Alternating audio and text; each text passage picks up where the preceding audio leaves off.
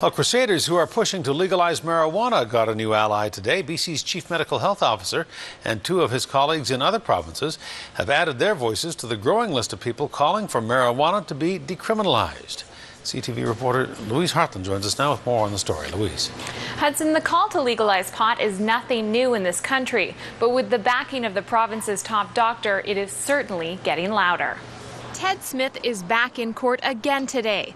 The founder of the Cannabis Buyers Club of Canada says he has spent weeks arguing the legality of a medical marijuana bakery busted by police in 2009.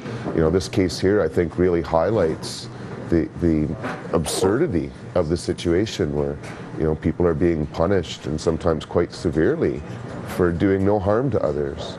The backup in the justice system is one of the reasons BC's Chief Medical Health Officer says the government needs to rethink its approach on pot. How could we better restrict access to drugs like cannabis?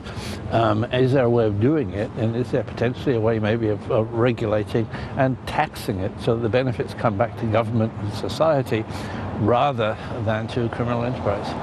Dr. Kendall and two other provincial health officers penned this report, calling for changes to the way we deal with cannabis in Canada. But Dr. Kendall says similar to alcohol, using marijuana does have dangers and can have consequences. Anybody who wants to acquire cannabis can currently acquire cannabis, and they won't know what the strength or the potency is. They won't be paying taxes on it. So maybe there's a way where we can restrict access, we can control quality, and perhaps we could tax it. He says the current criminal-based system hasn't reduced the production of the drug in North America, and it is time for change. And why they only have a jail policy, Mr. In Ottawa, interim Liberal leader Bob Rae made a similar suggestion to the Conservatives in the House of Commons. One of the things we won't do is try to legalize marijuana, Mr. Speaker. We think that is not in the best interest of middle-class families across this country.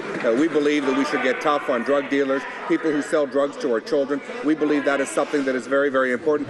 Back in Victoria, Ted Smith says his business provides pot to thousands of people every month, all of age and all who say it helps chronic medical conditions. And he hopes one day others will have the opportunity to see and experience the benefits of the plant without having to go to jail for it.